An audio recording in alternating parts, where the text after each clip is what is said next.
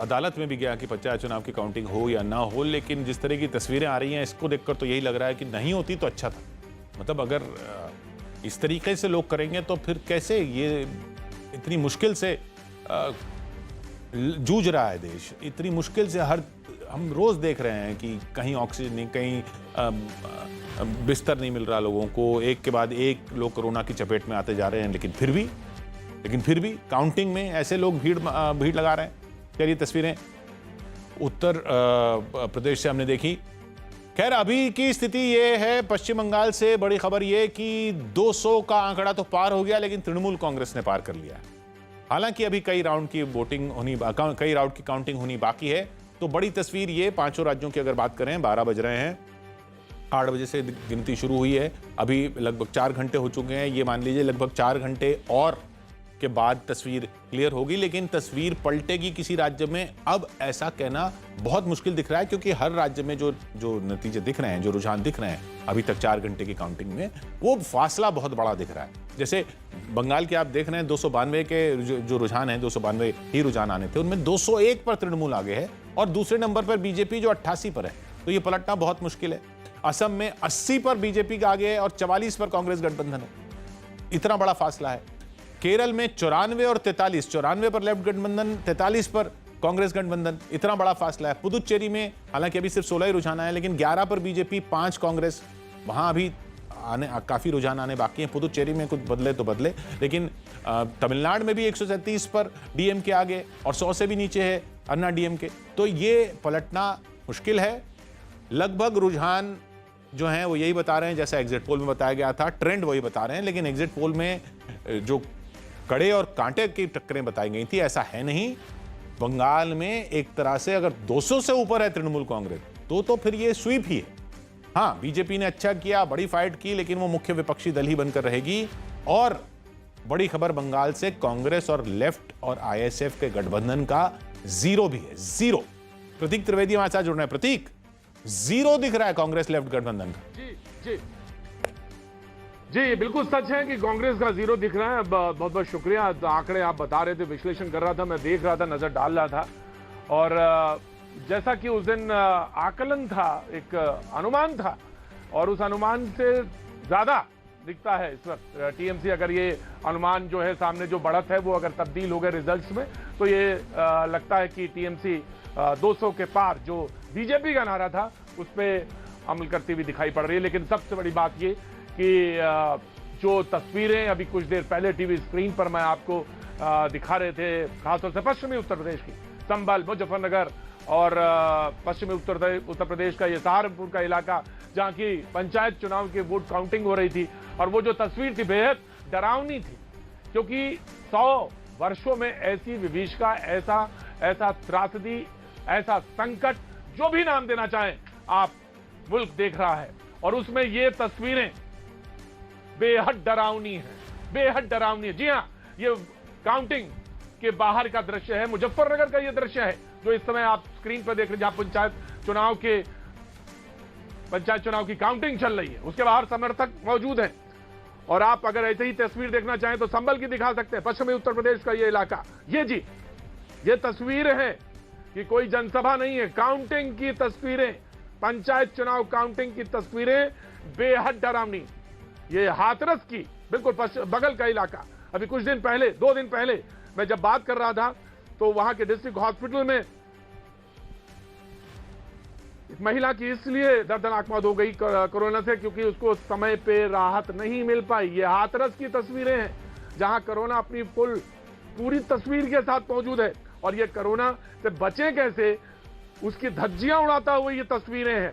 ये मुजफ्फरनगर की ये तस्वीर है, बेहद डरावनी। लेकिन सच ये है कि 5 राज्यों के चुनाव, पंचायतों के चुनाव संपन्न हो चुके हैं।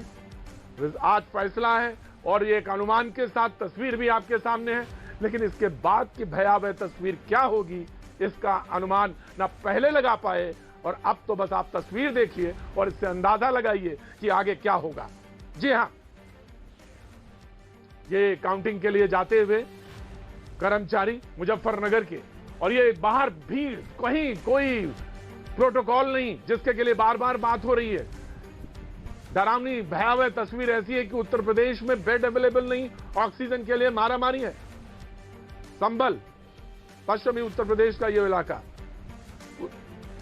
और वहां पर ये तस्वीरें हैं बाहर की। ये देखिए साहब, कहां कौन सी डिस्टेंसिंग 2 गज की, कहां कौन सा मास्क और कहां कौन सा डर। यकीन मानिए, जब जनता को भी ना समझ में आए, कभी कभी बड़ा दुखद स्थिति है। ये सिर्फ बात नेताओं की और सरकार की ही क्यों करें? जब सरकार की ही बात क्यों कहें और कहें कि मोटी खाल है, समझ में नहीं आता। जनता को कहां समझ में आता है? 1.5 साल हो गया चिल्लाते हुए, 1.5 साल हो गया बताते हुए, और अगर अभी भी तमाशा लगता है और तमाशा देखने के लिए भीड़ जुटती है। जी हाँ, ये सामने संभल के उत्तर प्रदेश का दृश्य, और सिर्फ ये सिर्फ संभल का नहीं है। मैं आपको हाथरस से लेकर मुजफ्फरनगर, संभल की तस्वीरें, सहारनपुर की भी तस्वीरें दिखाएंगे, जिसमें कि बाहर ये तस्वीर है, बाहर लोग इकट्ठा हैं।